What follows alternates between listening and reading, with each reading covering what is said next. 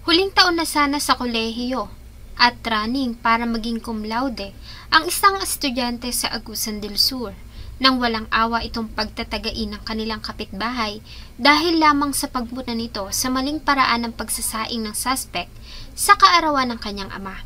Rumal-dumal na pagpatay sa babaeng graduating student sa Agusan del Sur. Pinagtataga siya ng kapitbahay sa mismong birthday party ng kanyang ama. Parang napahiya raw kasi ang suspect nang sitahin siya ng biktima dahil sa umano'y maling pagsasaing ng kanin. Samahan niyo po akong balikan ng isa pang nakakahindik na krimen ng pagpatay sa bayan ng Agusan del Sur noong nakaraang taon. Ito ay ang naging masakit na sinapit ng kolehiyala na si Rizalyn Salahay. Bago ko po ipagpatuloy ang ating kwento, sa mga bago po sa channel ko at nais sa mga ganitong klase ng kwento ng krimen na nangyayari sa loob at labas ng ating bansa ay maaari pong pakipindot ang ating subscribe button at notification bell para ma-notify kayo pag may mga bago tayong upload na videos. Si Rizalyn Correa Salahay ay nag-iisang anak ng kanyang mga magulang. Ang kanyang ama ay isang magsasaka. Sa kabila ng kahirapan, ay lumaki si Rizalyn sa pagmamahal ng mga magulang, lalo na nga ng kanyang ama. Papa's girl ika nga. At dahil sa nag-iisang anak, ay lumaki si Rizalyn na sagana sa pagmamahal. Konting pag-iyak lamang ay agad itong kinukuha ng kanyang papa hanggang sa tuluyan na itong tumigil at puling masilayan ng mga ngiti sa maninipis nitong mga labi. Maliban sa isang mapagmahal na anak, inilarawan din si Rizalyn ng mga nakakakilala sa kanya bilang isang masiyahing dalaga. Palakwento ito at napakaraming kaibigan. Halos lahat ng kabataan sa kanilang bayan ay kilala si Rizalyn. Bata pa lamang ay pangarap na nito maging isang guro at makapagturo sa kanilang bayan.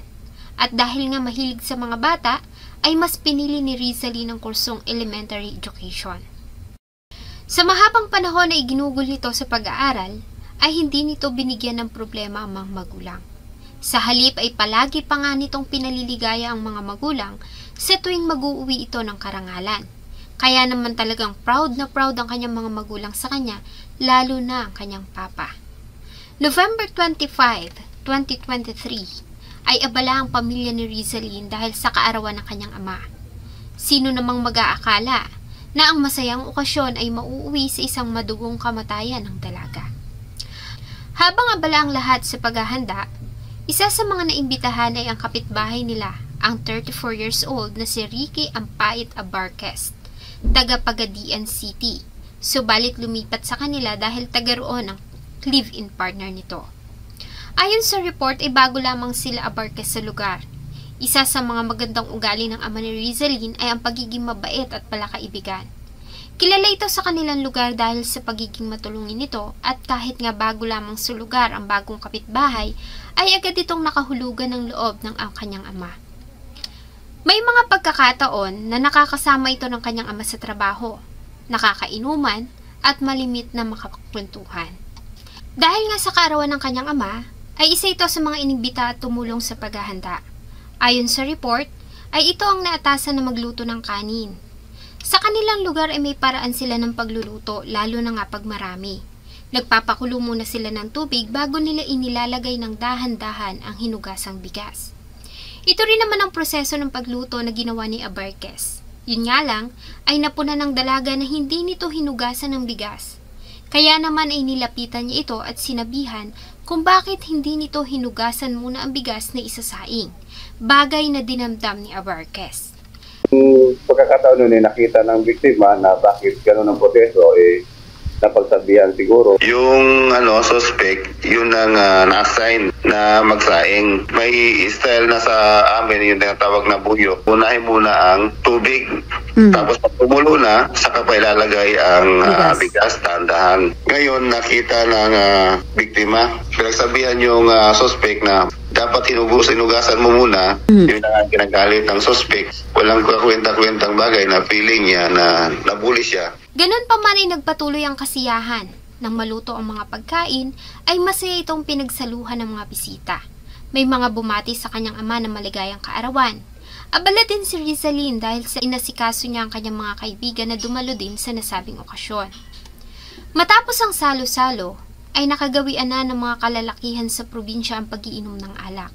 Kasama si Abarquez, ang kanyang ama at ang ilang mga kakilala, ay nag-inuman ng mga ito habang nagtatawanan at nagkukwentuhan. Habang tumatagal ay unti-unti na nagpaalam ang ibang mga bisita. Isa-isa na ring nababawasan ang mga kainuman ng kanyang ama dahil sa nalasing na sa ininom nilang alak. Maging ang celebrant ay nalasing na din at una nang nagpahinga. Naiwan naman ang 22 years old na dalaga at sinubukang imisin o linisan ang mga ginamit sa handaan dahil kung hindi ay magkakabasag-basag iyon kapag napuntahan ng mga aso o pusa. Lingid sa kanyang kaalaman na may masamang balak sa kanya si Abarquez. Dahil lang mapansin na wala na ang mga bisita, ay sinundan nito ang dalaga sa kusina at doon ay walang awa niya itong pinagtataga. Hindi niya tinigilan ng dalaga hanggang sa tuluyan na itong mawala ng buhay. Inabot pa ng ilang oras bago natagpuan ang katawan ng kawawang dalaga.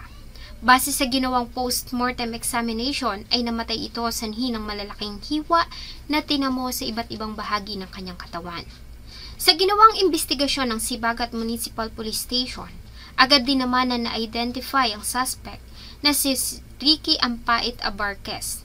Ito ay base na rin sa naging testimonya ng ilang witnesses at mga ebidensya na kanilang nakalap sa crime scene. Sa isinagawang follow-up operation ng Sibagat Municipal Police, ay agad na naaresto ang suspect sa kanilang bahay. Noong una ay itinanggi nito ang ginawa, subalit kalaunan ay umamin din ito sa ginawang pagpatay. Ando lang siya. Dininay niya actually. Dininay niya. Pero dahil sa mga anggulo at saka mga ebidensya na nakalap ng kapulisan ng Sibagat na nagtuturo na siya talaga yung suspect, inaresto namin siya. Batang huli, inamin na niya. Dumaan sa main door at doon talaga sa kusina. Kung saan doon niya rin kinuha yung murder weapon, yung itak na ginamit niya. Lang po talaga ang motibo na nagawa niya ang krimen ay yung kung napagalitan siya.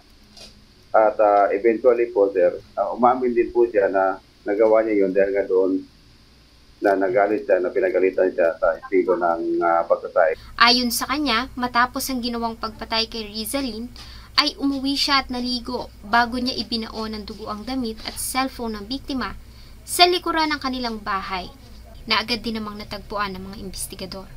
Sa nakalap ng mga ebidensya, testimonya ng mga testigo at salaysay ng mga suspect, ay agad itong sinampahan ng kasong pagpatay sa Prosecutor's Office ng Agusan del Sur. Ayon sa salaysay ni Police Captain Abla ng Sibagat PNP, napag-alaman nila na ang suspect ay dati nang nakulong sa kasong illegal possession of firearms at kalalabas lamang nito matapos na makapagpiyansa. Ilang buwan na lamang sana ang hihintayin ni Rizalin at magtatapos na ito.